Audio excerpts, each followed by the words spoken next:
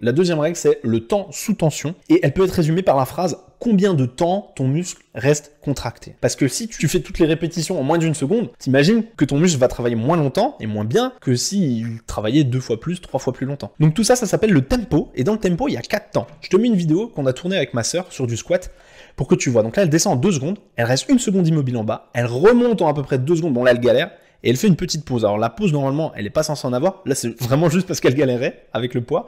Donc le tempo, il y a 4 temps, comme je te l'ai dit, donc là on peut résumer, tu vois que là on met le premier chiffre, donc 2 secondes, 1 seconde, encore 2 secondes, et là, bon, on va dire qu'il y avait 0 secondes. On écrit 2, 1, 2, 0, et ça fait à peu près 5 secondes de temps d'effort. Si je te reprends du coup sur la méthode du 4x8, il y a 8 répétitions fois les 5 secondes, donc ça fait 40 secondes de temps de contraction, qu'on va multiplier par les 4 séries ici, donc ça fait 4 fois 40 secondes, ça fait 2 minutes 40 de temps de contraction.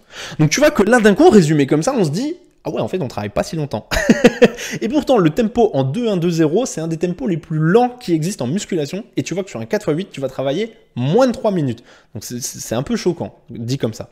Donc là, on a 2 choses qu'il faut que tu retiennes. La première, c'est le tempo. Et la deuxième, c'est le total, qui s'appelle le temps sous tension. D'accord? Le temps total sous tension. Je te fais un exemple pour que tu comprennes bien la différence entre les temps sous tension.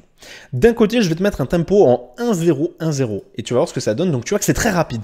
Agathe, là, elle descend en 1 seconde. Elle s'arrête ni en haut ni en bas. Et elle remonte en 1 seconde. Donc ça fait 1-0, enfin 1-0. 1-0, ok? C'est comme ça que ça se compte. Toujours sur le 4x8, on est à peu près à 16 secondes de travail par série. Le temps sous tension, c'est donc 1 minute à peu près.